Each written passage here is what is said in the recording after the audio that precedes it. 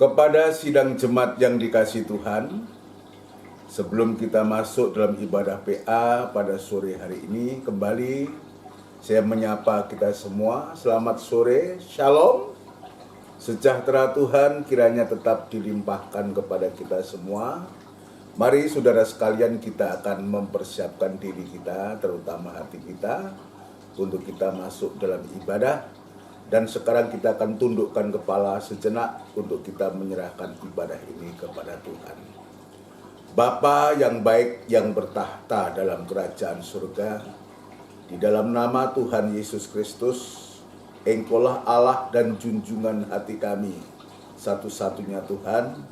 Sore hari ini kembali kami datang kepadamu dengan segala kerendahan hati kami untuk membawa hidup ini Tuhan, kepada Tuhan, untuk beribadah kepadamu. Dan itu sebabnya kami menyerahkan hidup ini, biar Tuhan menolong, mengampuni, menyucikan hati kami masing-masing, untuk kami layak beribadah kepadamu, sampai pun kami bisa memuji, membesarkan namamu, yang pada akhirnya kami juga boleh mendengarkan firman-Mu. Terima kasih Tuhan, terima kasih. Dan sekarang kami serahkan acara ibadah ini ke tangan-Mu, ya Tuhan. Kiranya Engkau hadir di tengah-tengah ibadah kami, menolong ibadah kami, memberkati ibadah kami dari awal sampai pada selesainya. Pelayan-pelayan-Mu yang terkait dalam ibadah ini, Tuhan memberkati, Tuhan memakai kami semua. Alat-alat yang digunakan biar Tuhan jamah dengan kuasa-Mu Tuhan. Namun demikian di saat kami melakukan ibadah Tuhan kepadamu, kuasa kegelapan tidak tinggal diam untuk mengganggu kami, dan itu sebabnya kami sehati panggil nama-Mu yang penuh kuasa untuk mengusirkan segala pekerjaan setan itu di dalam nama Tuhan Yesus Kristus, darah Kristus yang berkuasa. Terima kasih Tuhan, terima kasih. Kami mau memuji-muji Engkau biar pengurapan-Mu nyata dalam ibadah ini Tuhan. Di dalam nama Tuhan Yesus Kristus kami alaskan doa dan sembahyang kami. Haleluya. Amin. Puji Tuhan. Saudaraku yang dikasihi Tuhan, mari kita akan menyiapkan diri untuk kita memuji-muji Tuhan sebelum kita masuk dalam firman Tuhan. Dan kita akan lakukan pujian dari buku NR 149, Sinar Kemuliaan-Mu Bapa. Sinar Kemuliaan-Mu Bapa, NR 149.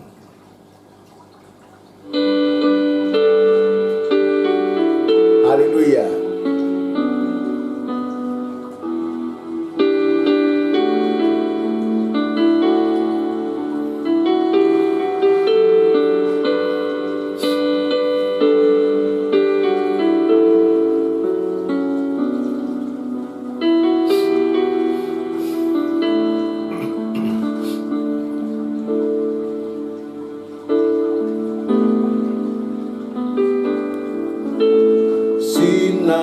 Kemuliaan-Mu Bapa memenuhi di sekelilingku. Ku rasakan hadirat-Mu, Kau tenggelamkan jiwaku. Ku ingin tetap tinggal bersama-Mu.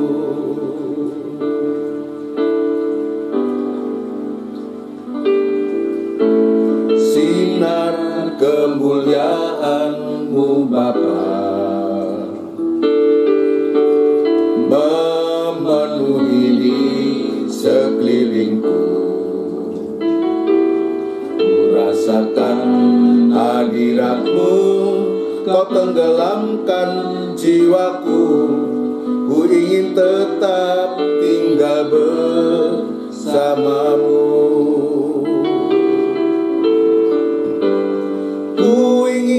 Tetap di sini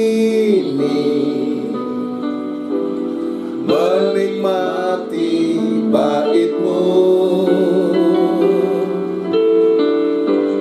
Ku ingin tetap di sini dan memandang indah wajah-Mu.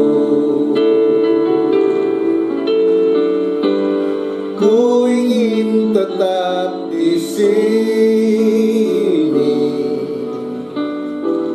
menikmati bait-Mu. Ku ingin tetap di sini dan memandang indah wajah-Mu. Ku ingin tetap di sini menikmati bait-Mu. Ku ingin tetap di sini dan memandang indah wajah-Mu,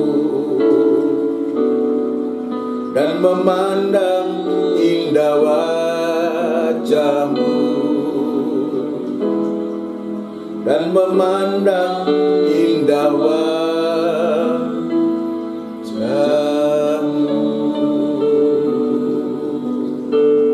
Puji Tuhan, saudara sekalian, luar biasa.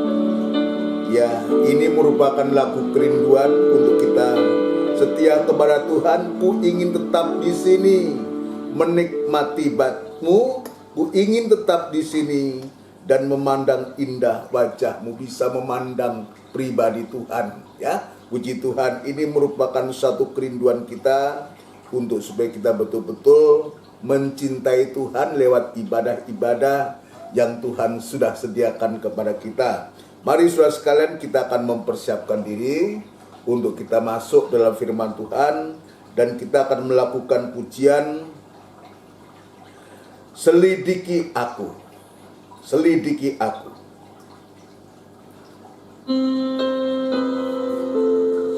Haleluya.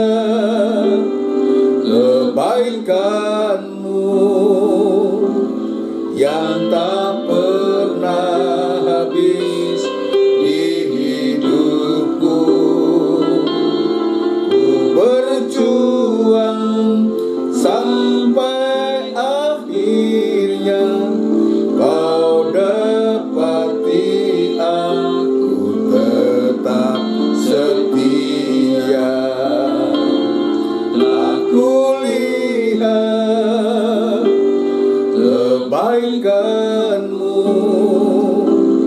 yang tak pernah habis di hidupku.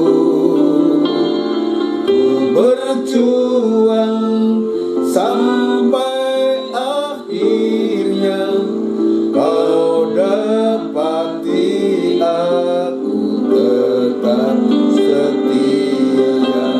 Kau dapati aku tetap setia. Kita bersama tundukkan kepala. Kita akan berdoa untuk firman Tuhan. Biar kita lewat firman Tuhan boleh melihat kebaikan Tuhan. Tundukkan kepala. Benar Tuhan, biarlah lewat ibadah ini, lewat kami mendengarkan firman-Mu, kami boleh melihat kebaikan-Mu yang tidak pernah habis dalam hidup kami ini Tuhan.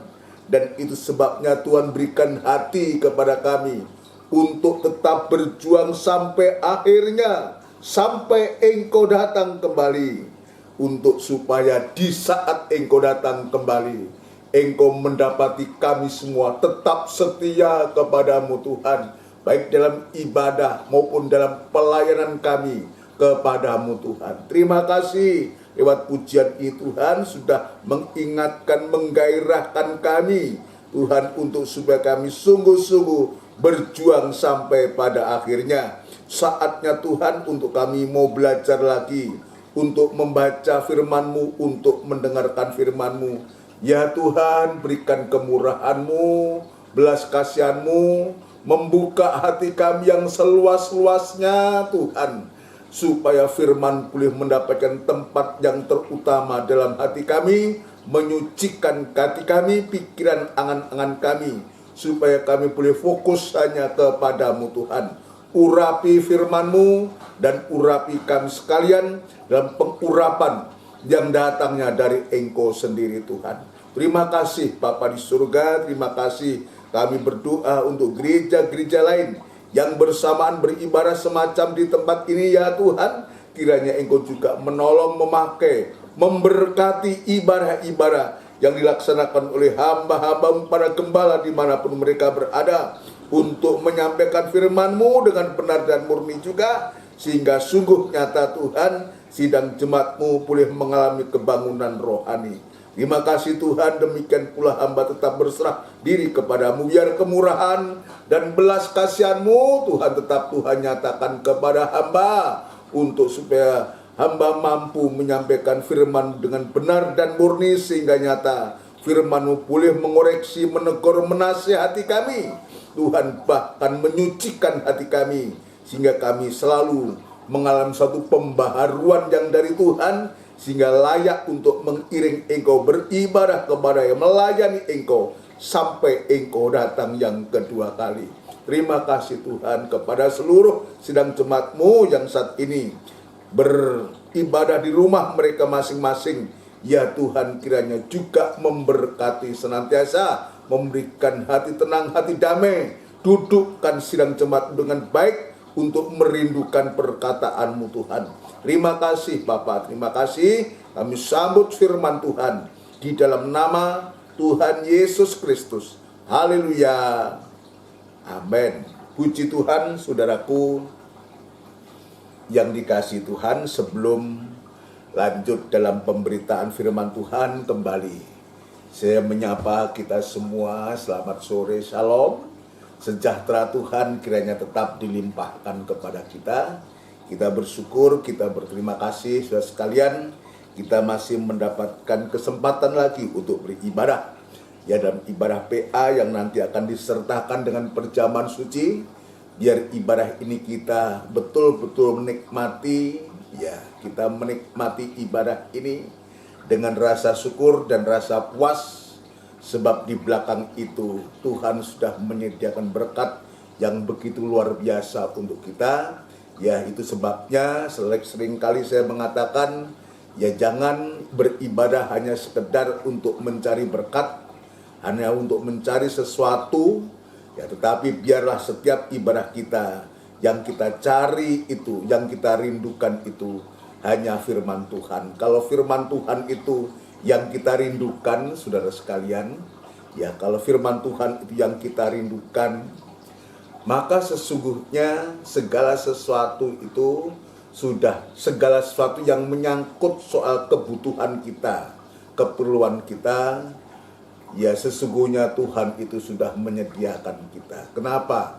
Kalau kita menyambut firman Allah itu sama dengan kita menyambut pribadinya, satu pribadi. Siapa pribadi yang kita sambut? Itulah Allah yang berkuasa menciptakan langit dan bumi dalam wujud pribadi Yesus. Dan sekarang ini yang kita bisa lihat, yang kita bisa rasakan, kehadiran firman Allah yang sebentar kita akan baca, kita akan dengar, kita meyakini bahwa firman Allah ini adalah pribadi Tuhan sendiri. Yang tadi saya sebutkan, yang berkuasa, yang berdaulat atas kehidupan kita. Mari saudara sekalian, kita akan lanjut dalam pemeriksaan kita, kita lebih mendalami lagi, ya maksud panggilan dan pilihan yang Tuhan tunjukkan, tetapkan kepada murid-murid saat itu dan sekarang kepada kita. Ya, kita dipanggil dari kegelapan menuju terang yang ajaib, untuk memberitakan perbuatan-perbuatan Dia yang besar. Yang dulu kita tidak dikasihani, sekarang kita dikasihani. Yang dulu kita jauh, dan sekarang kita sungguh-sungguh menjadi dekat. Ya, menjadi dekat. Ya, sehingga kita bisa melayani Tuhan. Puji Tuhan, dipanggil dari kegelapan untuk menuju terang yang ajaib. Dari kehidupan yang berdosa itu, untuk kita boleh mendapatkan keselamatan yang dari Tuhan.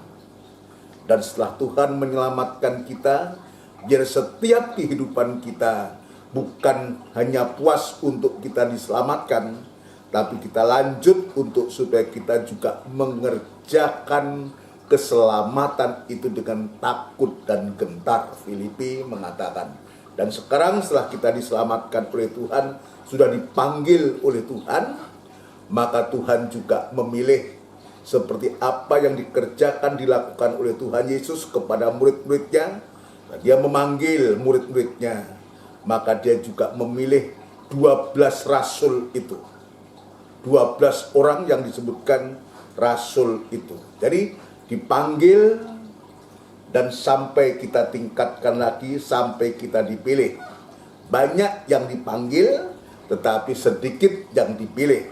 Dan saya sudah menjelaskan kemarin, dari sedikit yang dipilih itu pun masih ada yang gugur, yaitu Yudas Iskariot. Dan itu sebabnya saya mengatakan kemarin, berhati-hati.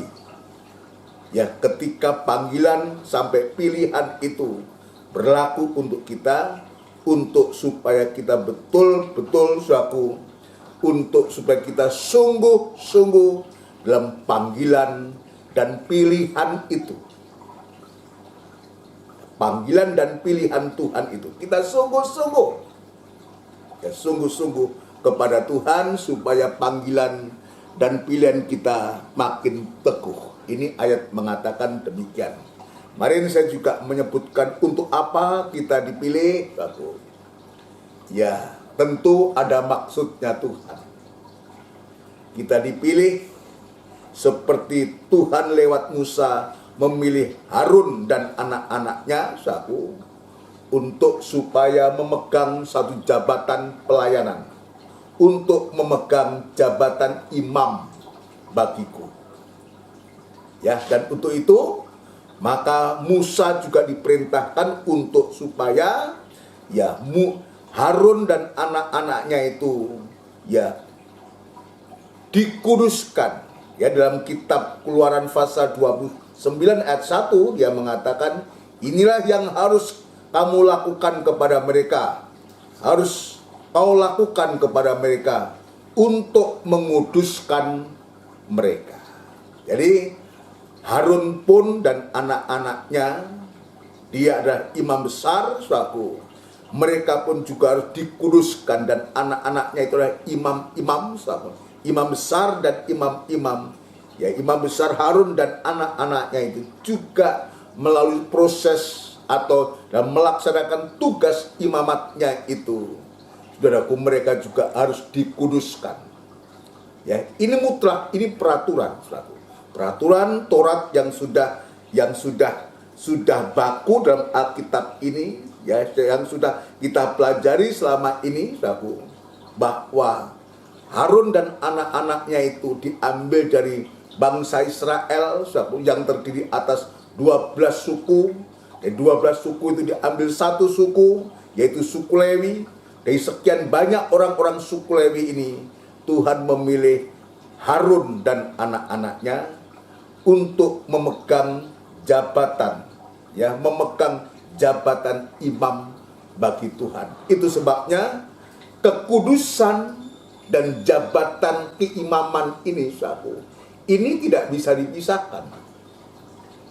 Perhatikan baik-baik, jabatan pelayan, jabatan keimaman ini, saudaraku, ini tidak bisa dipisahkan dengan kekudusan.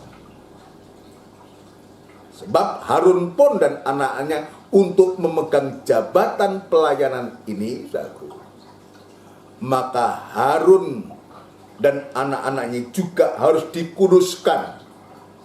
Dikuduskan dengan adanya disebutkan, ya, supaya mereka memegang jabatan imam bagiku, ambillah seekor lembu jantan muda dan 2 ekor domba jantan yang tidak bercela.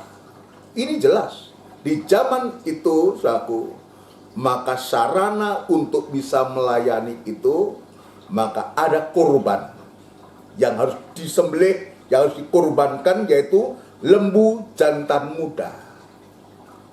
Saya tidak mengapa untuk mengulangi ini, untuk supaya kita betul-betul kita paham dan tahu dan kita mengerti, sehingga kita bisa semakin merasakan, saudaraku. Lembu jantan muda itu adalah berbicara tentang kurban pendamaian. Jadi seorang Harun pun dan anak-anaknya harus benar-benar sudah berdamai.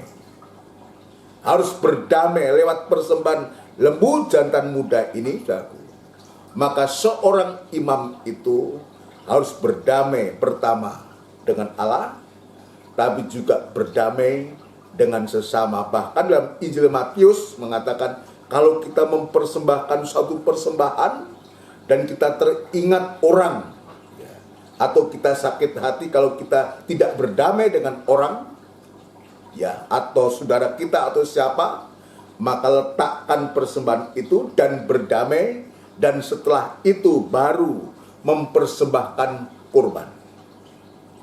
Ini menyangkut ibadah dan pelayanan. Itu sebabnya seorang imam itu nomor 1 harus benar-benar berdamai dengan Allah.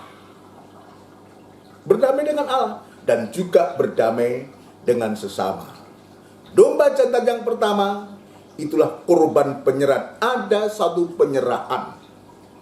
Dan satu pelayanan itu dasarnya adalah penyerahan. Bukan karena kita pandai, bukan karena kita kaya, atau oleh karena kita ada pengaruh, saudaraku.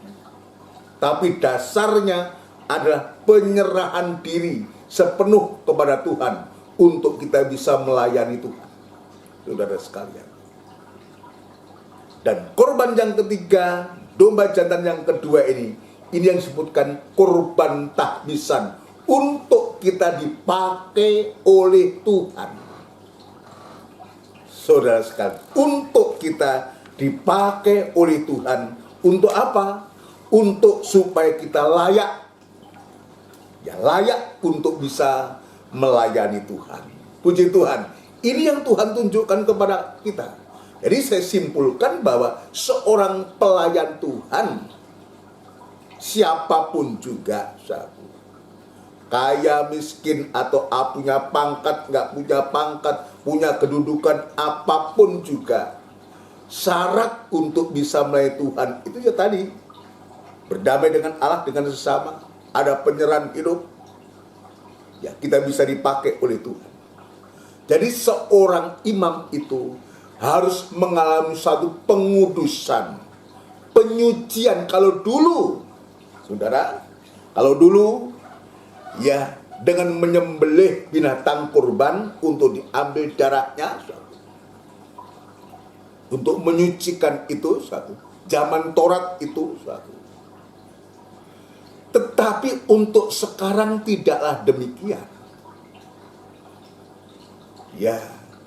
Jadi untuk zaman gereja sekarang ini tidaklah demikian. Coba kita bisa membayangkan andai kata sekarang ini masih diterapkan, saudaraku. Berapa banyak lembu jantan dan binatang-binatang yang harus dipersembahkan setiap kali kita melakukan ibadah, setiap kali kita melayani harus menyembelih. Setiap orang ingin menjadi imam-imam, dia harus menyembelih binatang kurban yang sudah ditentukan oleh Tuhan.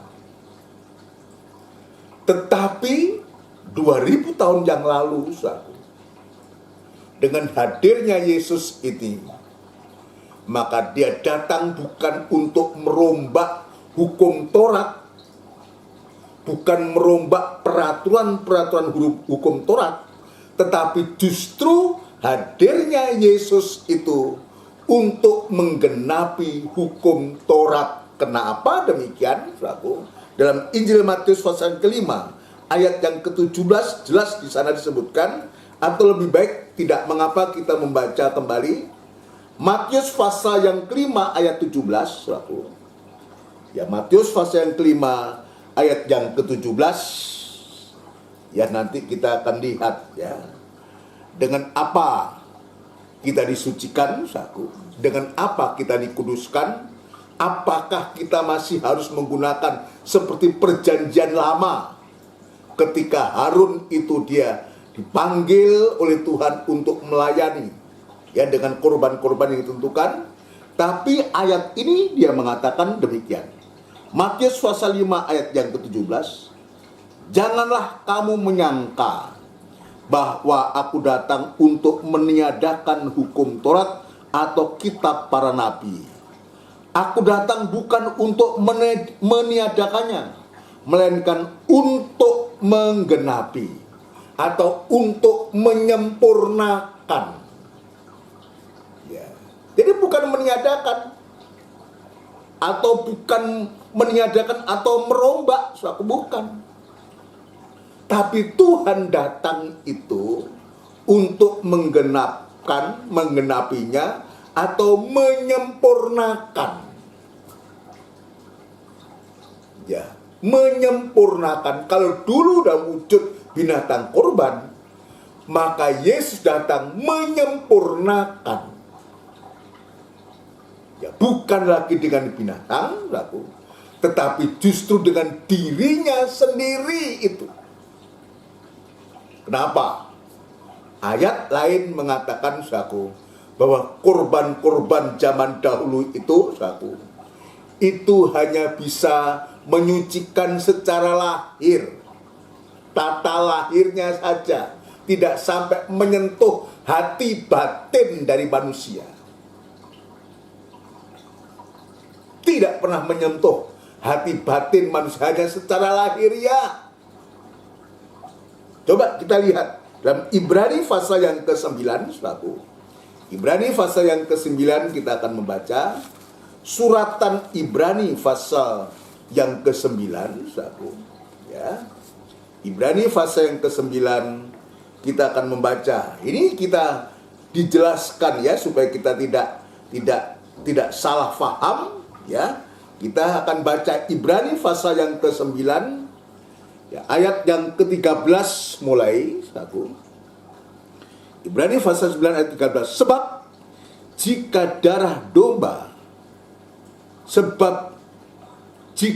domba jantan dan darah lembu jantan dan percikan abu lembu muda menguduskan mereka yang najis, sehingga mereka disucikan secara lahiriah. Hanya disucikan secara lahiriah. Pemercikan darah itu hanya bisa menyucikan secara lahiriah, tidak lebih dari itu. Tidak lebih dari itu. Tapi kita lihat, tadi disebutkan dia datang untuk menyempurnakan. bukan saja lahiriah, tapi sampai sumbernya, yaitu hati batin manusia. Ayat yang ke-14, betapa lebihnya darah Kristus. Jadi bukan lagi binatang dalam bentuk binatang, tapi ayat 14 ini betapa lebihnya darah Kristus. Artinya Kristus itu bagikan domba atau lembu yang tersembelih. Yesus sudah memberikan dirinya sebagai penggenap, sebagai penyempurna dari hukum yang sebelumnya, itulah hukum Taurat.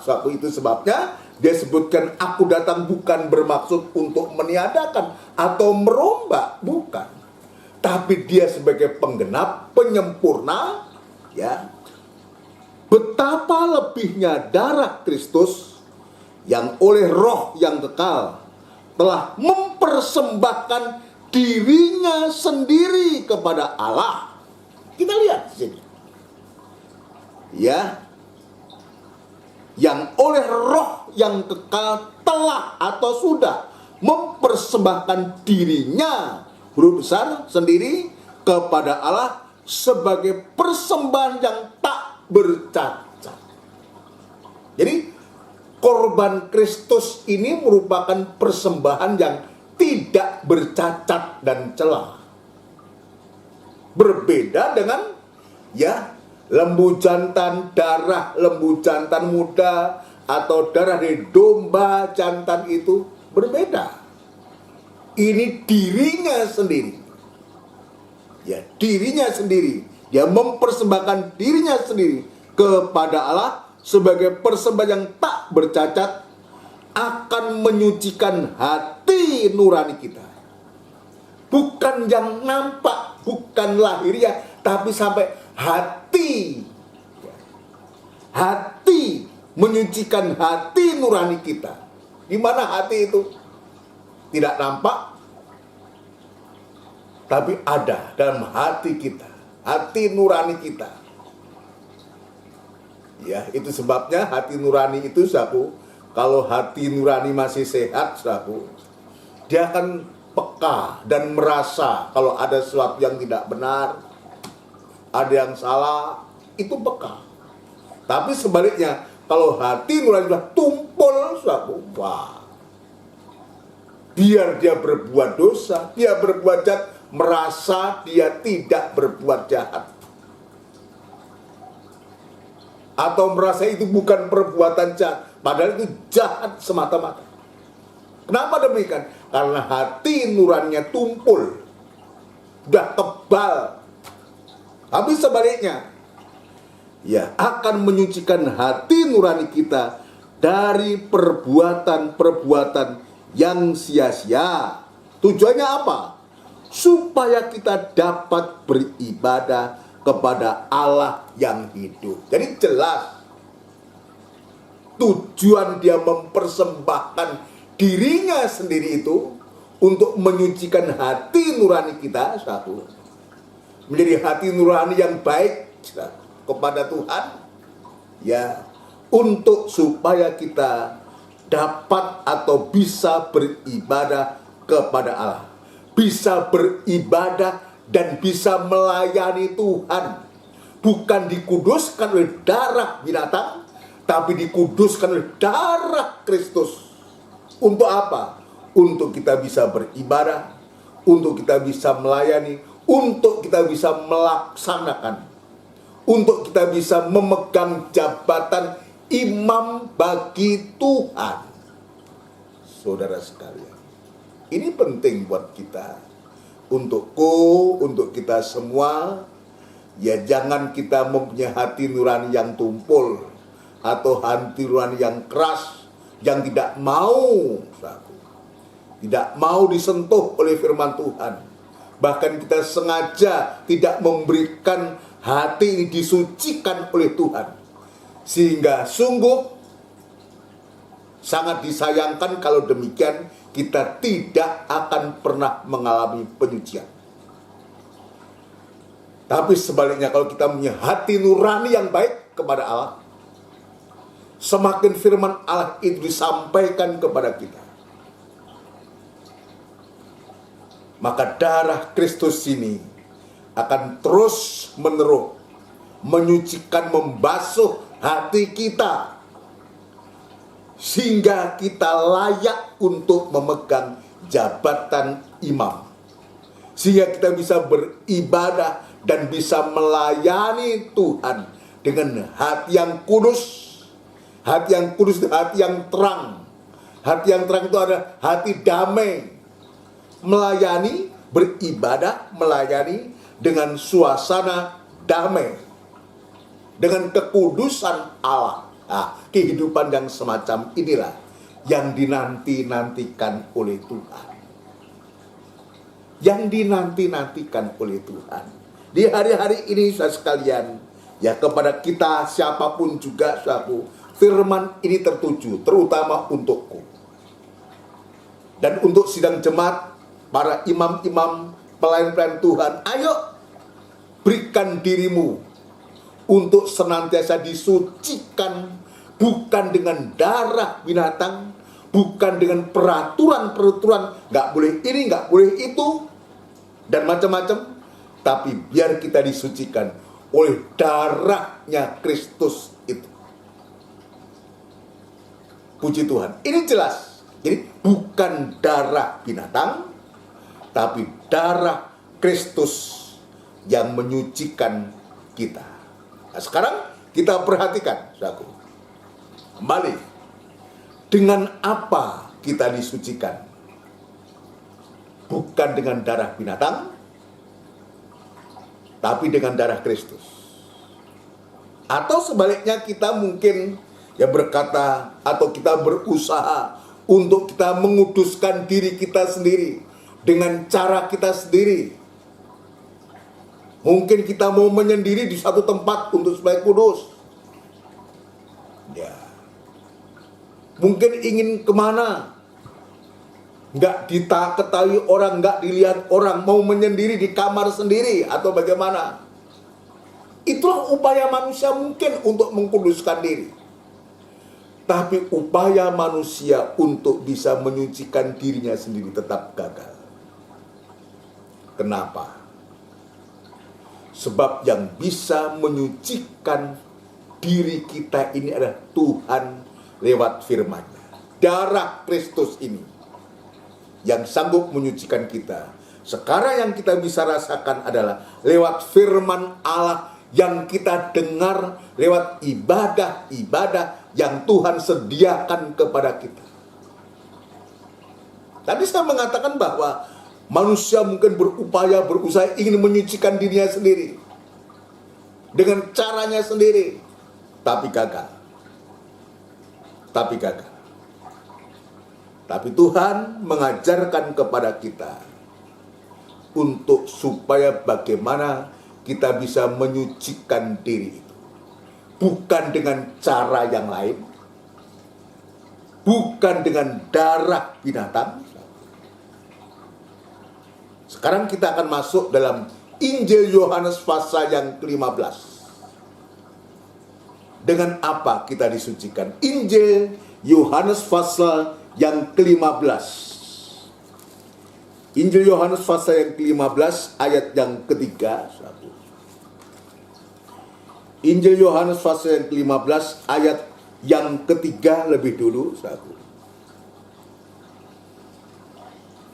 Berbunyi demikian, kamu memang sudah bersih atau sudah suci karena firman yang telah kukatakan kepadamu.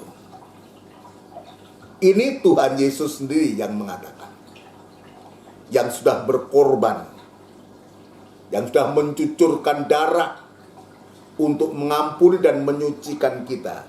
Dia berkata, kamu memang sudah bersih, sudah suci, artinya disucikan, ya, sudah suci karena firman yang telah kukatakan.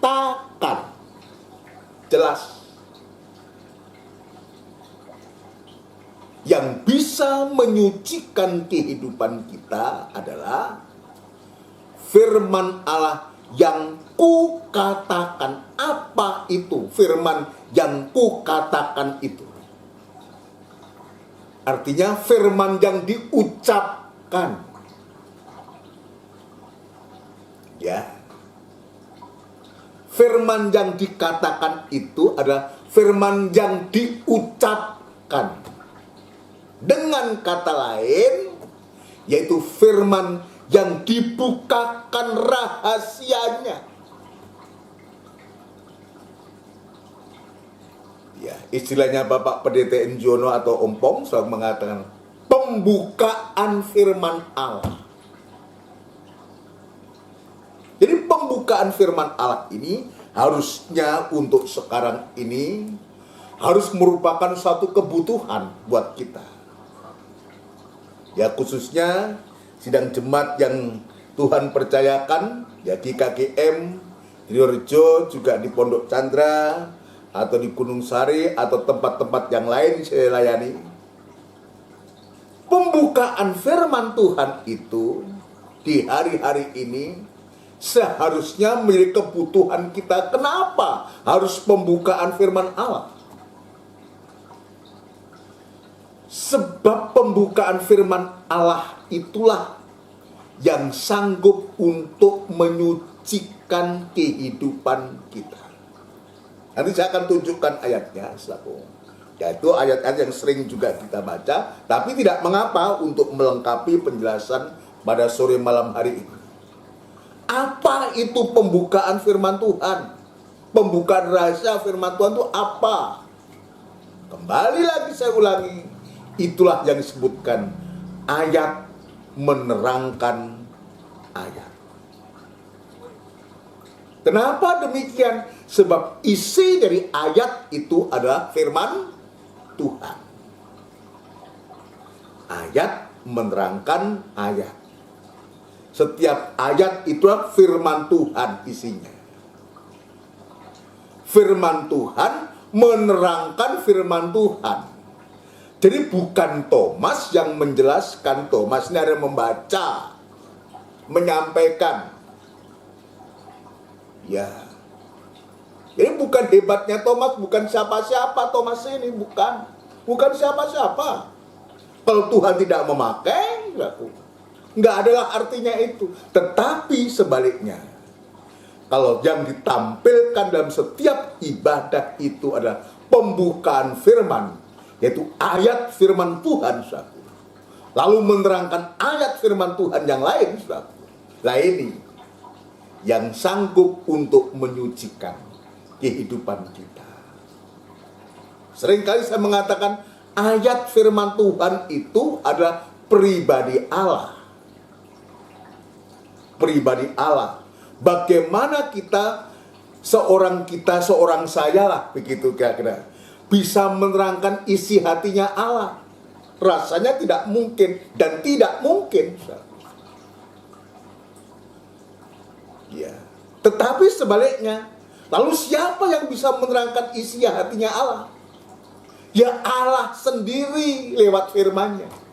Itu sebabnya pembukaan rahasia firman Allah itu, yaitu ayat menerangkan ayat firman Tuhan. Maka kalau itu kita tekuni dan itu kita terima, dan sepanjang khotbah itulah isinya firman Allah, saudaraku, itulah yang sanggup untuk menyucikan kita, mengkuduskan kita, sehingga kita layak untuk menjadi orang yang dipilih untuk memegang satu jabatan pelayanan kepada Tuhan. Ayat tadi mengatakan, kamu memang sudah bersih karena firman yang telah kukatakan kepadamu. Yang kukatakan kepadamu. Kenapa, saudara? Sebab pembukaan firman Tuhan atau ilham atau pembukaan firman Allah itu berguna. Dalam 2 Timotius sering kali kita baca, berguna untuk mengajar. Ya, yang pertama. Lalu yang kedua, berguna untuk menyatakan ya kesalahan kita. Ya. Ini saya akan bacakan 2 Timotius pasal yang ketiga ayat yang ke-16. Perhatikan. Segala tulisan yang diilhamkan Allah memang bermanfaat untuk mengajar, untuk menyatakan kesalahan, untuk memperbaiki kelakuan, dan untuk mendidik kita, mendidik orang dalam kebenaran. Sehingga kalau ilham, kalau pembukaan firman Allah ini disampaikan kepada jemaat, firman yang mengajar, yang menyatakan kekurangan kita, memperbaiki kelakuan kita, sehingga kita mengalami penyucian. Ya. Lalu pertanyaannya, kenapa? Ya, ada jemaat, ada imamnya bahkan sudah melayani, saudaraku. Ya. Tapi dia tidak berubah, tetap berbuat jahat, berbuat najis, saudaraku. Kenapa? Tadi saya mengatakan, karena hati nuraninya sudah tumpul. Begitu firman Allah disampaikan, bahkan sekeras apapun juga, kalau hatinya tumpul, saudaraku, maka dia akan merasakan itu indahnya firman Allah itu. Dia tidak merasakan belas kasihan Tuhan itu. Dia tidak merasakan lawatan Tuhan ini, sehingga dia tetap seperti itu. Dan tidak berubah, dan tidak mau berubah. Yang akhir ujungnya, seperti Yudas, harus terhilang karena dia memaksakan diri dalam pemeliharaan Tuhan suatu. Sementara dia tidak mau berubah, tidak mau ketika Tuhan itu menyatakan kesalahannya, ketika dia mengajar, ketika dia menyatakan kesalahan, ketika dia memperbaiki, dia tidak mau. Tidak mau dia dididik untuk jadi orang yang benar hingga layak untuk bisa memegang jabatan pelayanan itu. Ini celakanya, saudara.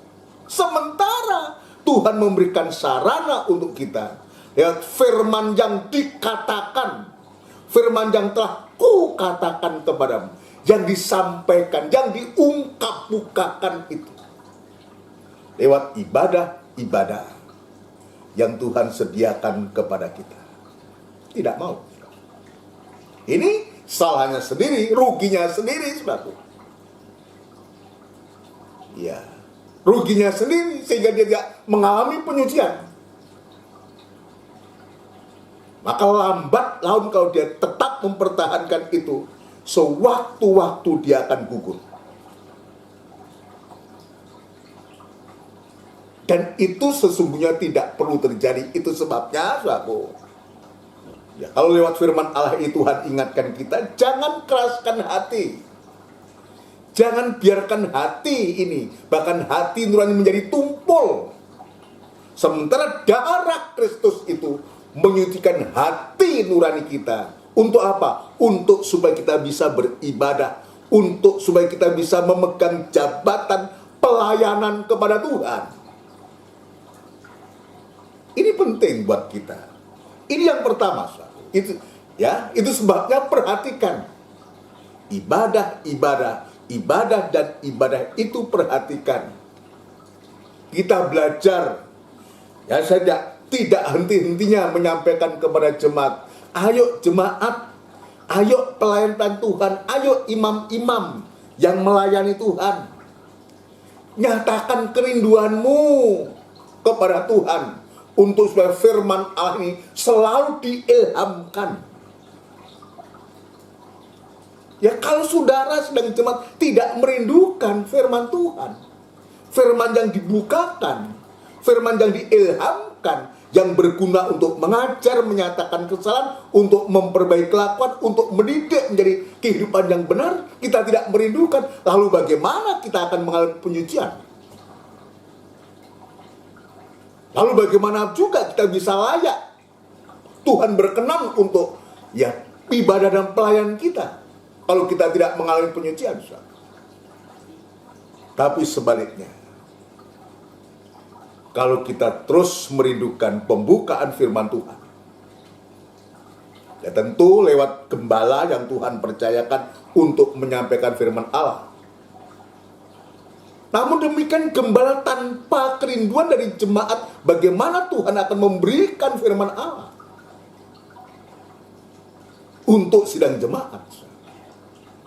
Itu sebabnya saya selalu mengatakan, ayo nyatakan kerinduanmu kepada Tuhan untuk supaya Tuhan berikan firman Allah untuk disampaikan. Ya. Dan kerinduan saya juga, saudaraku, bukan hanya untuk di tempat kita, di tempat-tempat yang lain, di gereja-gereja yang lain juga. Biar pembukaan firman Allah selalu ada. Itu sebabnya setiap kali kita mau mendengarkan firman Allah, saya belajar selalu berdoa, saling mendoakan kepada gereja-gereja lain, hamba-hamba Tuhan, para gembala. Tuhan pakai untuk apa? Untuk menyatakan ilham ini. Pembukaan firman Allah ini maksudnya untuk supaya setiap jemaat yang mendengarkan firman Allah, dalam ungkapan rahasia firman Allah diungkapkan dalam jemaat itu, maka jemaat itu senantiasa mengalami kebangunan rohani. Di saat kebangunan rohani terjadi, maka karunia Allah itu akan dinyatakan.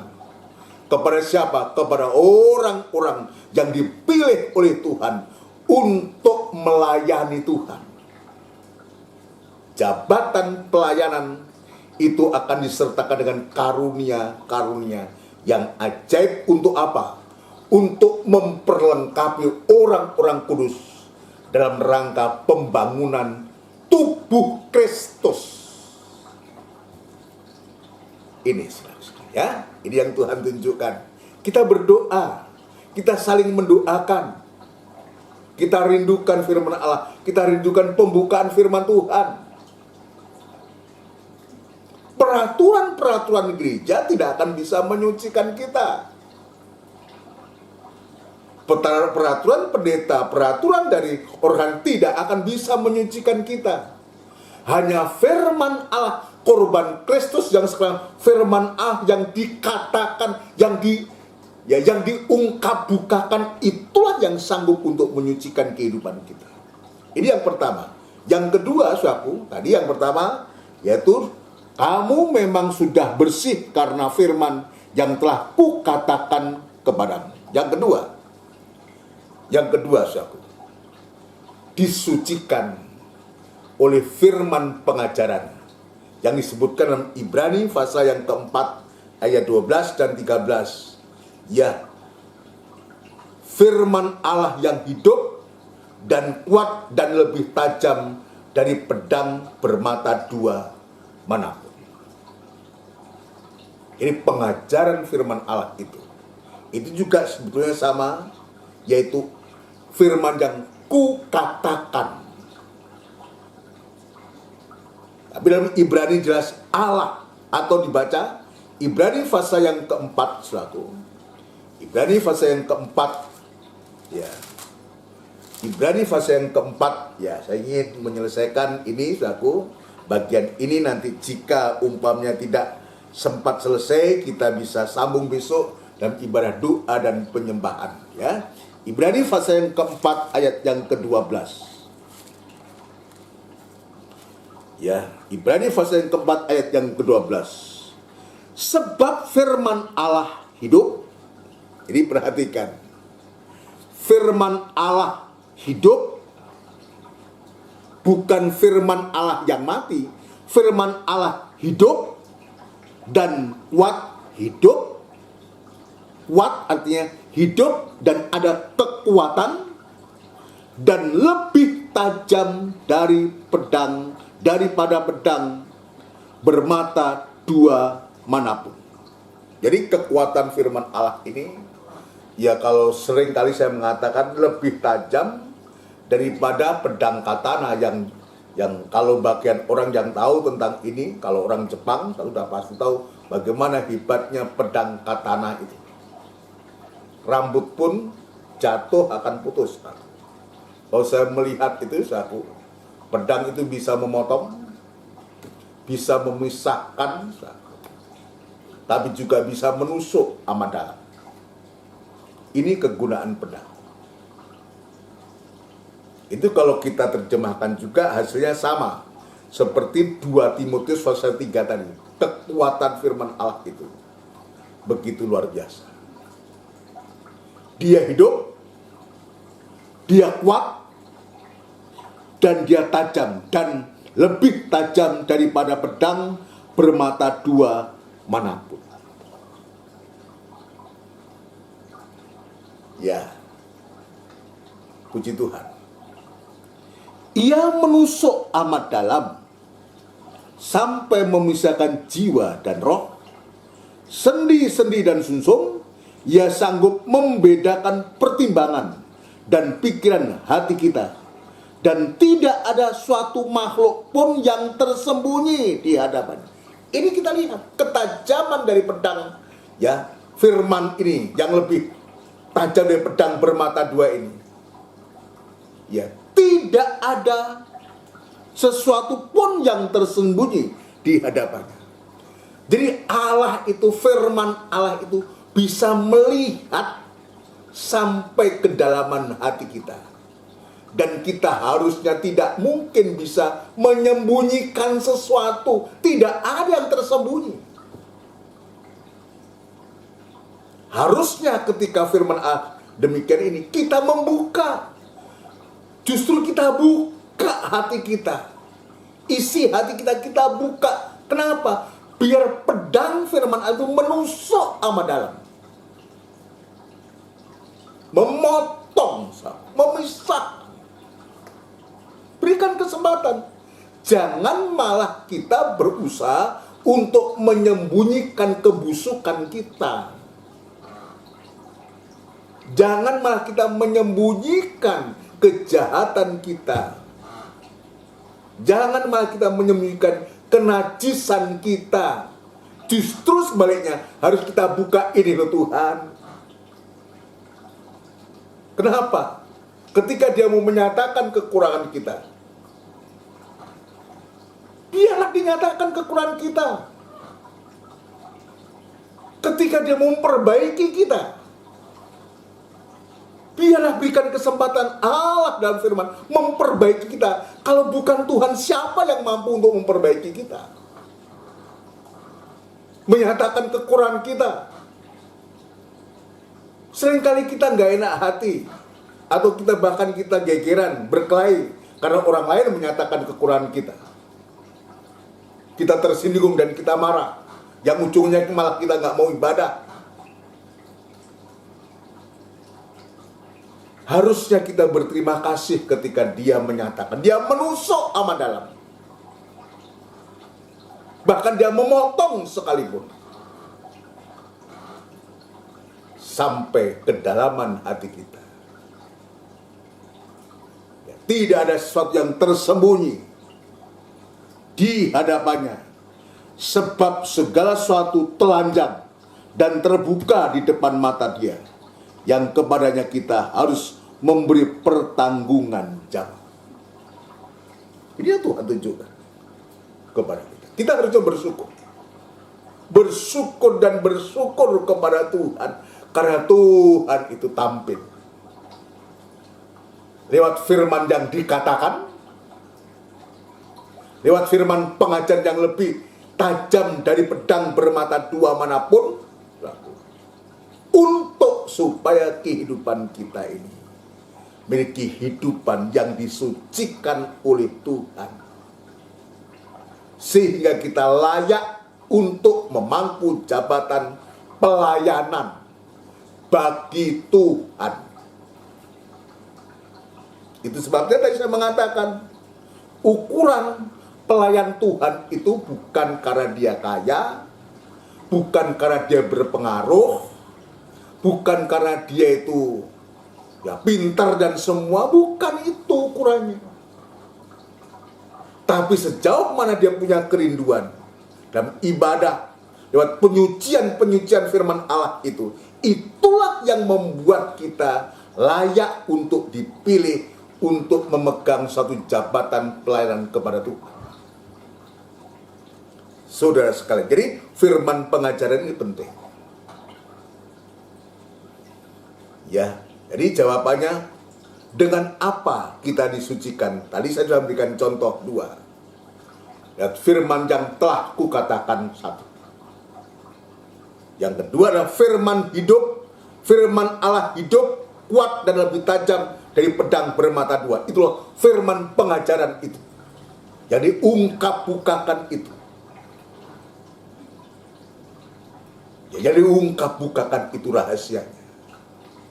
Untuk membangun jemaat, untuk jemaat itu mengalami penyucian, yang jemaat diberkati oleh Tuhan. Ya. Coba kenapa kita tidak diberkati? Kenapa kita tidak mengalami penyucian? Coba kita kembali, gak usah menyalahkan orang lain. Karena memang kita tidak mau disucikan. Karena ada hal-hal yang kita sembunyikan, kita pertahankan, sehingga kita tidak mengalami penyucian. Nah, sekarang selanjutnya, syarat untuk disucikan. Ya, jika Tuhan izinkan ini yang terakhir, saudaraku, syarat untuk disucikan. Ya, dalam Injil Yohanes tadi pasal 15, tadi kita baca ayat yang ketiga, saudaraku. Sekarang kita akan baca ayat yang pertama dan kedua. Syarat untuk disucikan. Ya.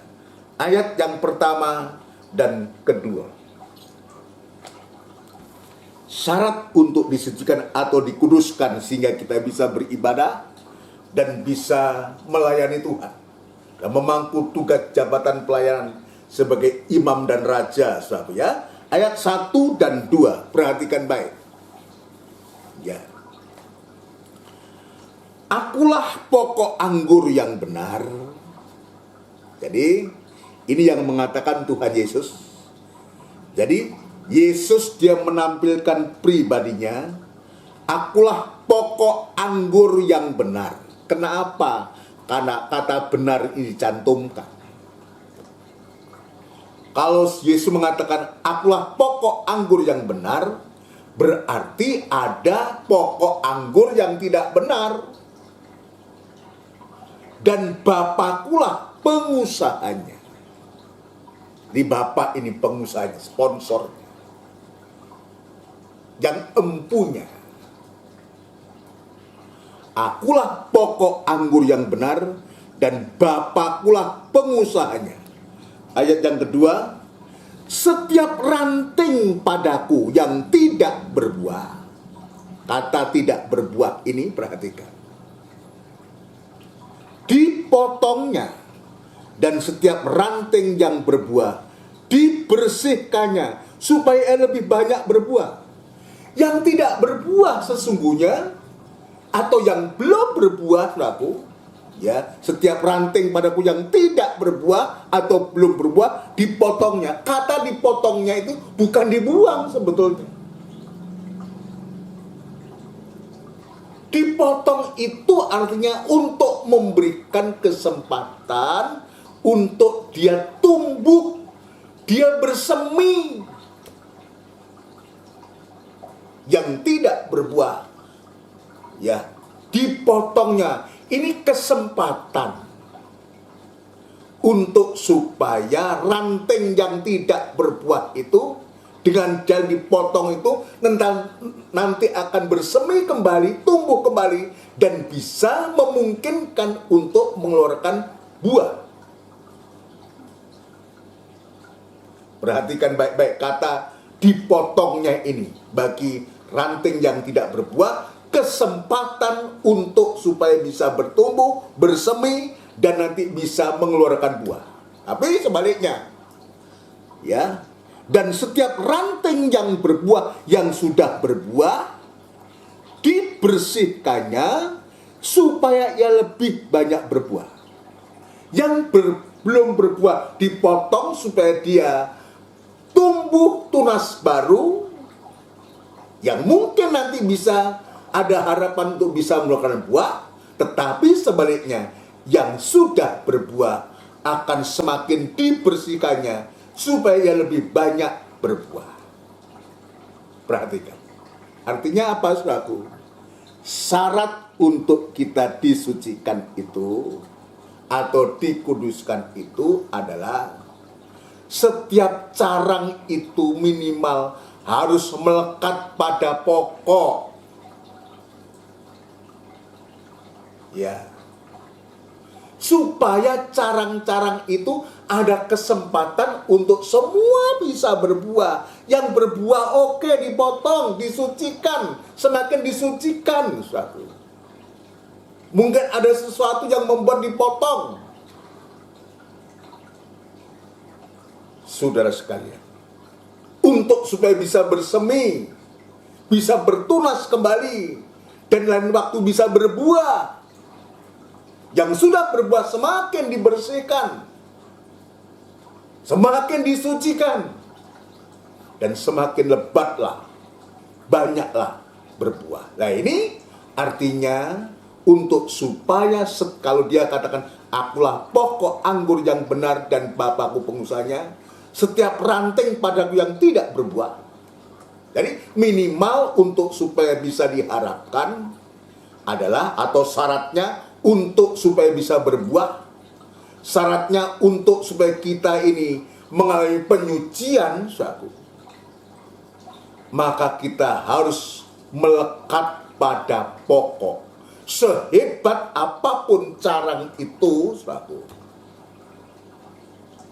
ya, carang itu gambar kehidupan kita, anak-anak Tuhan ini. Carang ini gambar dari kehidupan atau pelayan-pelayan Tuhan ini.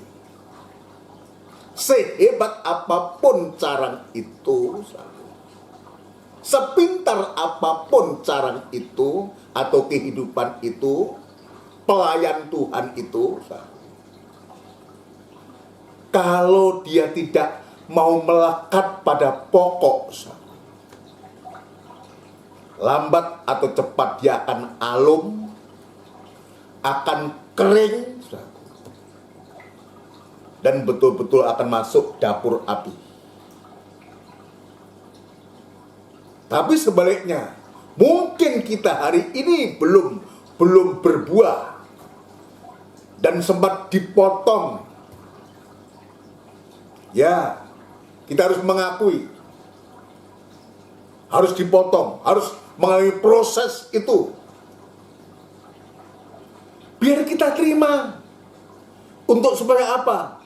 Untuk memberikan kesempatan kita bisa bertunas kembali. Melakukan tunas baru. Dan ada harapan untuk bisa berbuah. Dan berbuah. Yang penting bagaimana carang-carang itu melekat pada pokok. Sudah tidak berbuah, lalu melepaskan diri dari pokok, lalu bagaimana? Artinya apa ini, Artinya apa buat kita? Carang tidak boleh terlepas dari pokok. Dia harus tetap melekat apapun juga. Artinya untuk sekarang ini, untuk supaya kita terus mengalami penyucian dan penyucian, proses pemotongan, bahkan pembersihan itu harus terjadi, maka kita harus digembalakan. Itu pengertian syarat atau syarat untuk supaya kita disucikan itu, kita harus melekat pada pokok, artinya kita harus digembalakan dan kita sampai tergembala, bisa merasakan penggembalaan Tuhan itu. Seringkali kita tidak merasakan penggembalaan Tuhan. Yang kita rasakan hanya penggembalaan manusia, yang banyak kekurangannya itu. Kalau kita melihat hal semacam itu, kita tidak akan pernah mengalami penyucian. Tidak pernah mengalami berkat Tuhan. Yang ujungnya kita tidak pernah bisa melekat pada pokok anggur yang benar. Tidak pernah melekat kepada Yesus Kristus yang disebutkan pokok anggur yang benar itu tidak akan terpisah. Ini celaka. Biar ini menjadi koreksi. Pada sore malam hari ini biar ini menjadi koreksi buat kita. Ulang-ulang saya harus mengatakan, kita perlu untuk digembalakan sampai tergembala. Kita merasakan penggembalaan Tuhan. Saudaraku, dalam penggembalaan itu pun kita juga harus hati-hati juga. Ya, dalam penggembalaan itu kita bisa merasakan. Dalam kandang penggembalaan itu kita bisa merasakan lewat ibadah-ibadah yang Tuhan sediakan kepada kita. Selalu saya mengatakan bahwa kandang penggembalaan ini dalam susunan tabernakel itu terkena pada ruangan suci. Ya, ini yang kita yakini, yang saya juga yakini. Ya, apa yang sudah diajarkan oleh guru kami, ya, itu adalah kehidupan yang digembalakan, itu adalah kehidupan yang sudah selamat. Perhatikan, sudah terima Yesus, sudah terima korbannya, sudah dilahirkan baru, dipenuhkan Roh Kudus, harus digembalakan. Dalam kandang penggembalaan itu, lewat ibadah-ibadah yang Tuhan sediakan itu, ada 3 macam alat di sana. Ada 3 macam alat, yaitu pelita emas. Pelita emas. Di kandang penggembalaan itu kita dibawa oleh Tuhan untuk kita bisa bersekutu dengan Allah Roh Kudus. Pelita emas ini, itulah ibadah raya yang di sana karunia Roh Kudus itu dinyatakan lewat ibadah itu. Bersekutu dengan Allah Roh Kudus. Di sana juga ada meja roti sajian. Kita dibawa juga untuk kita ya bersekutu dengan anak Allah lewat firman dan perjamuan suci itu. Ya, ibadah PA semacam ini. Kita sedang dibawa oleh Tuhan untuk bersekutu dengan anak Allah lewat firman dan perjamuan suci itu. Di sana juga ada alat yang namanya mesbah dupa emas. Kita dibawa oleh Tuhan untuk kita bersekutu dengan Allah Bapa di dalam kasih-Nya, untuk kita semakin erat dan semakin erat dalam kandang penggembalaan ini. Kita dibawa untuk bersekutu dengan Allah Trinitas, yaitu Tuhan Yesus Kristus sendiri. Saudara sekali, ini hal yang luar biasa yang Tuhan nyatakan kepada kita di hari-hari ini. Untuk apa? Untuk supaya ibadah dan pelayanan kita diberkati oleh Tuhan. Kenapa? Karena Dia dengan apa yang Tuhan tunjukkan lewat kandang penggembalaan itu, penyucian itu terjadi, penyucian itu terjadi, maka kita bisa melayani Tuhan.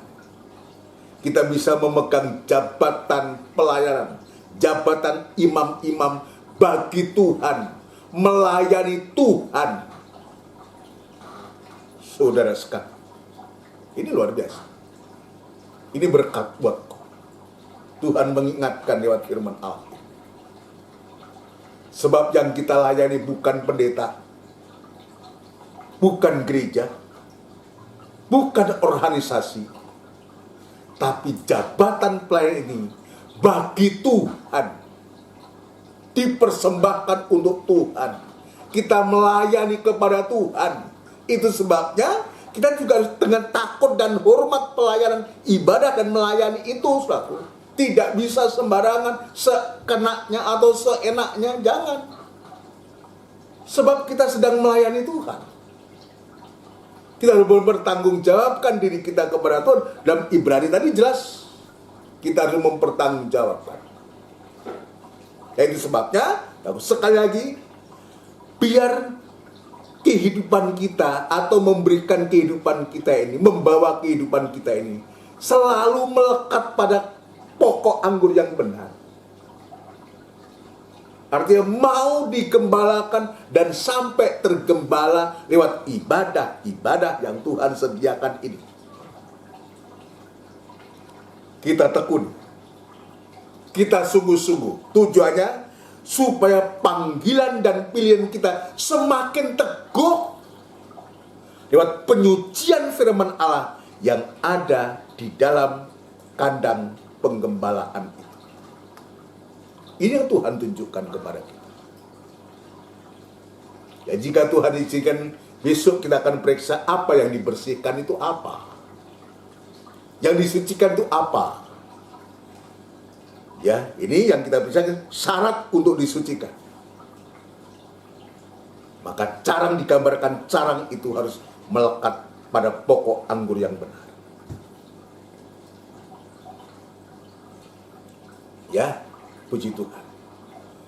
Jadi digembalakan itu di hari-hari ini, itu hal yang mutlak. Seringkali saya mengatakan, kalau kita ada dalam kandang penggembalaan, betul-betul kita terpelihara. Dan kita akan aman. Kenapa? Sebab Gembala Agung pemelihara jiwa. Lewat gembala-gembala yang ada di bumi ini, dia sedang berkarya. Adanya gembala-gembala ini, ya, untuk membuat domba-domba atau membuat jemaat itu aman. Dalam ruangan suci itu, sahabat, dan ruangan maha suci itu, dalam kemah suci itu, ada 4 tudung sekaligus. Ini perlindungan. Tudung tabernakel, dari kain linen halus. Tudung dari kulit, dari bulu kulit domba. Dan yang ketiga, kulit domba celup merah. Dan yang ketiga, mina gajah atau kulit lumba-lumba. Tudung iman ada. Tudung pengharapan ada. Tudung kasih ada. Perlindungan yang terakhir yang sanggup menghadapi panas terik matahari, itulah tudung penghukuman itu ada. Jadi sesungguhnya kalau kita bisa melihat sini, kehidupan yang digembalakan dan tergembala itu aman. Aman. Ada papan-papan cenang.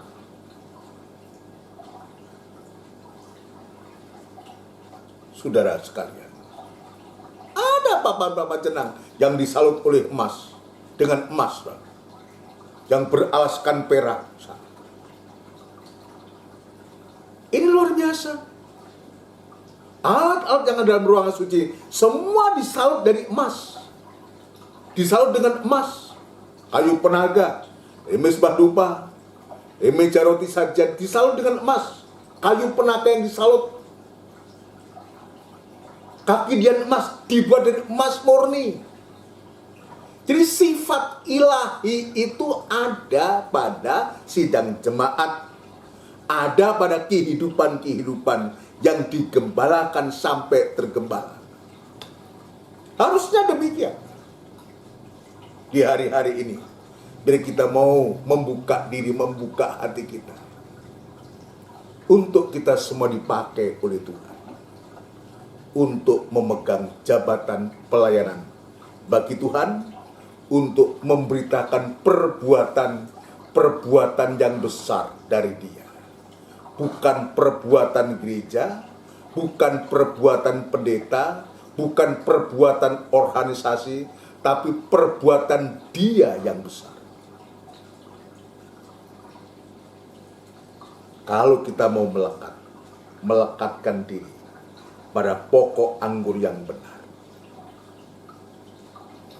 kita akan mengalami suatu pertumbuhan, bahkan kita akan semakin berbuah dan semakin berbuah sampai sewaktu-waktu. Buah bukan hanya banyak, tapi buah itu tetap. Dan buah yang tertinggi yang dihasilkan nanti adalah mempelai perempuan Tuhan. Yang dihasilkan itu. Buah yang tertinggi ialah buah mempelai. Ini yang diharapkan, yang Tuhan harapkan.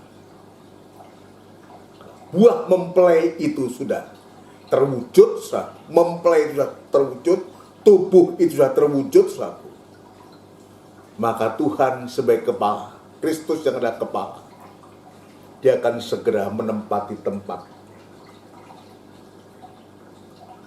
Puji Tuhan. Ini hasil dari sarang yang melekat pada pokok. Mendapatkan suatu pertumbuhan, berbuah dan berbuah lebat, dan pada akhirnya betul-betul apa yang dirindukan Tuhan. Serigala ada lubangnya, burung ada sarangnya. Tidak ada tempat bagi anak manusia meletakkan kepala.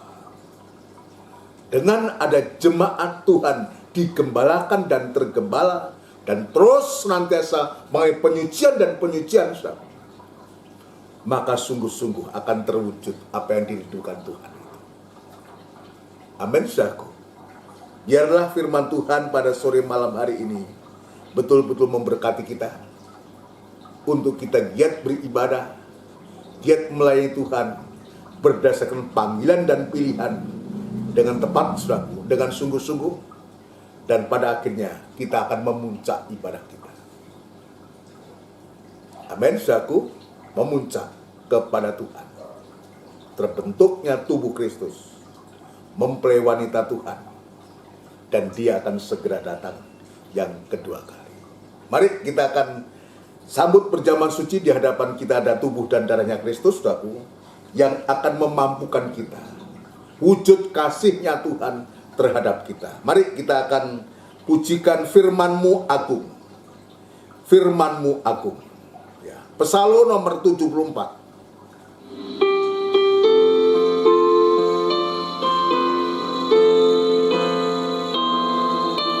Haleluya.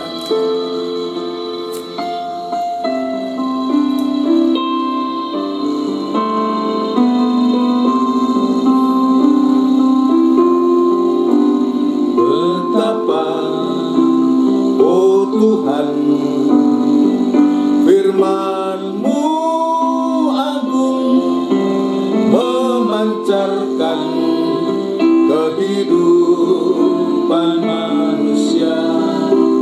Berdosa, ku sadar, ku tobat akan hidupku yang telah jauh dari sisi-Mu.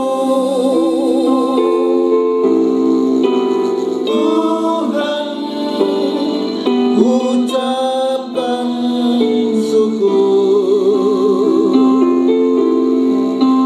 karena firman-Mu agung. Haleluya. Ku kembali pada jalan keselamatan, terlepas dari beban dosa. Tuhan, ucapkan syukur. Haleluya. Karena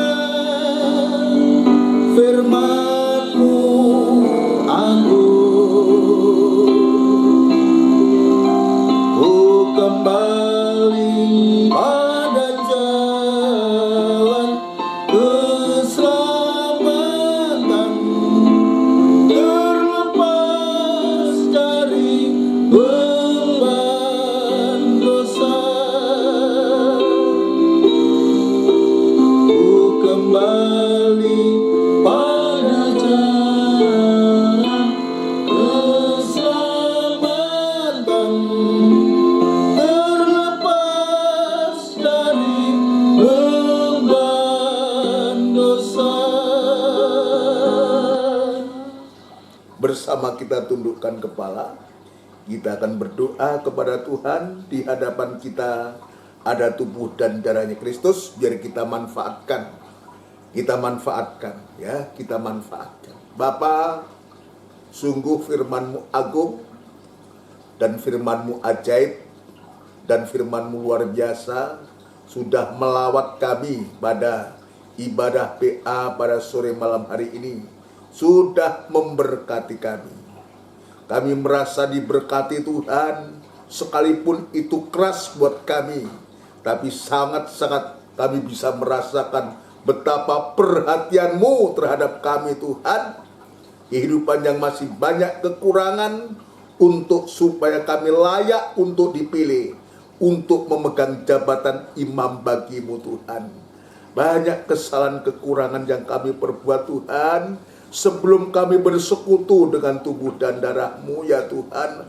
Ampunkan segala kekurangan kesalahan kami, baik pikiran, perasaan, hati, bahkan perbuatan kami Tuhan, untuk supaya kami layak bersekutu dengan tubuh dan darah-Mu, dan kami boleh beribadah dan boleh melayani Engkau, bahkan kerinduan hati kami sampai Engkau datang yang kedua kali Tuhan. Terima kasih Tuhan, terima kasih Tuhan, terima kasih untuk tubuh dan darah-Mu, dan sekarang kami boleh terima dengan penuh sukacita oleh karena Tuhan luar biasa kepada kami. Di dalam nama Tuhan Yesus Kristus kami alaskan doa dan sembahyang kami. Haleluya, amin. Puji Tuhan. Mari saudara sekalian, kita mempersiapkan diri untuk masuk dalam berjaman suci, saudaraku.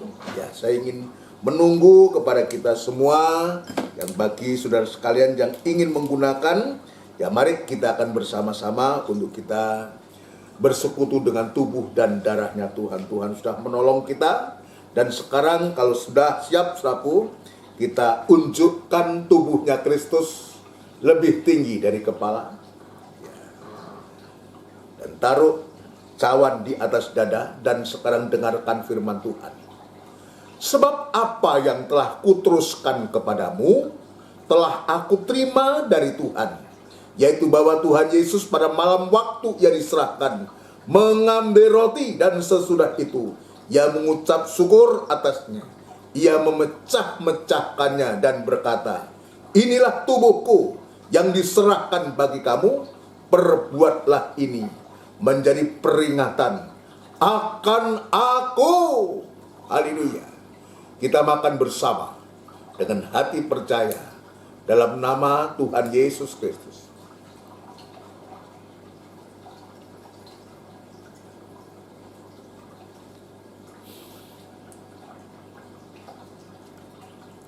Terima kasih Tuhan. Terima kasih Tuhan. Terima kasih. Terima kasih Tuhan. Terima kasih. Unjukkan darahnya Kristus lebih tinggi dari kepala. Taruh tangan kiri kita di atas dada. Dan sekarang dengarkan firman Tuhan. Demikian juga Ia mengambil cawan sesudah makan, lalu berkata, cawan ini adalah perjanjian baru yang dimeteraikan oleh darahku. Perbuatlah ini setiap kali kamu meminumnya, menjadi peringatan akan aku. Haleluya. Kita minum bersama dengan hati percaya dalam nama Tuhan Yesus Kristus. Haleluya. Unjukkan kedua tangan kita dan berikan rasa ucapan syukur terima kasih kepada Tuhan yang sudah melawat kita semua pada sore malam hari ini. Haleluya, haleluya. Haleluya, haleluya, haleluya. Terima kasih Tuhan. Haleluya, haleluya. Sebab setiap kali kamu makan roti ini dan minum cawan ini, kamu memberitakan kematian Tuhan sampai Ia datang kembali. Terima kasih Tuhan. Terima kasih untuk lawatan-Mu pada sore malam hari ini. Sungguh Tuhan, Engkau sangat mempedulikan kami, memperhatikan kami, untuk supaya kami sungguh-sungguh Tuhan miliki kehidupan yang bukan saja dipanggil, tapi kami dipilih untuk melayani Engkau Tuhan. Terima kasih Bapa untuk lawatan-Mu lewat firman-Mu ini. Sudah memberkati kami. Terima kasih Tuhan, terima kasih. Di dalam nama Tuhan Yesus Kristus. Haleluya. Amin. Puji Tuhan. Saudaraku yang dikasihi Tuhan, demikian rangkaian ibadah kita dan ibadah PA yang disertai perjamuan suci ini. Tuhan sudah melawat dan memberkati kita semua. Mohon perhatiannya untuk jadwal ibadah. Besok ada ibadah doa penyembahan pukul jam 5:30 sore tepat. Ya, dilanjutkan nanti pada hari Minggu, ya, yaitu tanggal 14 laku ibadah raya. Ya, ibadah raya yang juga dimulai jam 5:30 sore tepat. Untuk berita selanjutnya nanti akan diumumkan pada hari Minggu. Ya, puji Tuhan. Nanti kita akan berdoa untuk kita semua. Ya, untuk kita semua, untuk sidang jemaat Tuhan. Juga kita berdoa ya untuk Bapak Budiono dan proses pemulihan di rumah. Juga Ibu Aniwarao, juga yang akan menjalani operasi. Kita belum tahu ya beritanya atau jadwalnya. Ya, juga kita berdoa untuk pemulihan saudara Edo, teman kami di kantor. Juga berdoa untuk Om Edwin dalam pemulihan. Juga mungkin nama-nama lain yang tidak sempat kami sebutkan. Juga mohon bantuan doa untuk pulih kami di Kediri, yang sampai hari ini belum sadar, di ruangan stroke, ya. Tuhan tolong, pulih kami mengalami pendarahan otak, ya, sampai sekarang belum sadar. Ya Tuhan jamah, Tuhan berikan pertolongan, dan baginya tidak ada barang yang mustahil. Ya, puji Tuhan, puji Tuhan. Ini yang bisa saya sampaikan untuk kita tetap berdoa, ya, untuk kita merindukan untuk bisa beribadah, ibadah tatap muka, ya, kita nyatakan kepada Tuhan, supaya Tuhan juga membuka jalan, juga memberikan kerinduan hati dari seluruh sidang jemaat semua, ya. Kita berdoa, terutama kita merindukan firman Allah. Tidak terasa Natal sekarang kita sudah masuk dalam ya tanggal 9, ya, tidak lama lagi kita akan masuk bulan Desember, maka kegiatan Natal ya akan berlangsung selama Desember itu. Kita juga belum tahu kayak apa ibadahnya, apakah tetap semacam ini, kita belum tahu. Kita berdoa supaya Tuhan menolong kita semua. Ya, yang penting dari jemaat yang ada tetap bersiap diri, menyiapkan diri untuk pelayanan, untuk ibadah dan pelayanan kepada Tuhan. Ya, sewaktu-waktu kita ada kesempatan untuk bisa beribadah melayani tatap muka, kita akan segera, ya. Tapi kita serahkan kepada Tuhan, biar Tuhan yang mengatur segala sesuatunya. Puji Tuhan. Bagi saudara yang ingin memberikan persembahan dalam bentuk kolekte, saudara bisa memberikan langsung kepada bendahara, yaitu Ibu Nimas, dan persembahan untuk kas pembangunan Ibu Kasmi, ya bisa langsung diserahkan, atau lewat saya juga tidak ada masalah, nanti pasti saya sampaikan. Kalau jika Tuhan juga mungkin menggerakkan hati saudara, bahkan sudah tergembala di gereja dan sudah ingin memberikan, ya, mengembalikan miliknya Tuhan, bisa langsung ke saya atau bagaimana, ya. Mari saudaraku, kita dukung semua kegiatan ini supaya nama Tuhan yang dipermuliakan. Ya, puji Tuhan. Nanti kita berdoa juga untuk bangsa dan negara kita, Republik Indonesia. Mari kita akan akhiri ibadah PA ini dengan doa berkat. Kita tundukkan kepala. Tidak putus-putusnya kami mengucapkan syukur dan terima kasih kepadamu untuk lawatan-Mu pada malam hari ini, sore malam hari ini Tuhan. Dan sungguh Tuhan sudah memberkati kami semua. Dan Tuhan sekaligus berkat dalam bentuk teguran, koreksi. Tapi sungguh Tuhan untuk membawa kehidupan kami di kehidupan yang setia dan panggilan dan pilihan. Bahkan semakin hari semakin teguh oleh karena firman Tuhan. Untuk memuliakan nama-Mu Tuhan. Terima kasih. Terima kasih kami berdoa untuk acara-acara ibadah yang Engkau sudah sediakan Biar Tuhan senantiasa memberkati, terutama Engkau memberikan firman Allah untuk kebutuhan sidang jemaat-Mu semua Tuhan. Dan itu sebabnya memberikan kerinduan hati dari sidang jemaat-Mu untuk pembukaan firman-Mu Tuhan. Terima kasih Bapa. Terima kasih, kami juga berdoa untuk seluruh sidang jemaat-Mu, mulai dari anak-anak, remaja, pemuda, bahkan dewasa sampai yang paling sepuh sekalipun. Tuhan, Engkau lawat, Engkau memberkati, menyertai, dan berikan kesehatan, kekuatan yang dari Tuhan sendiri. Berkati nikah, rumah tangga, usaha, pekerjaan mereka semua. Yang ada masalah, persoalan, Engkau yang mengetahui, biar Engkau juga menolong dan membuka jalan. Nama-nama yang sudah kami sebutkan, Pulik Wasini di Kediri juga Tuhan tolong. Ibu Ani Warau, Tuhan juga tolong. Pak Bue, juga Saudara Edo, demikian pula Edwin.